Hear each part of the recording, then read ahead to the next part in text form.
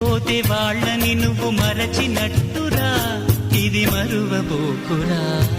తెలుగు భాష తీయదనం, తెలుగు జాతి గొప్పతనం, తెలుసుకున్న వాళ్ళకి తెలుగే ఒక మూలధనం. తల్లి తండ్రి నేర్పినట్టి మాతృభాషరా, తెలుగు మరచిపోతే వాళ్ళని నువ్వు మరచినట్టురా, ఇది మరువబోకురా.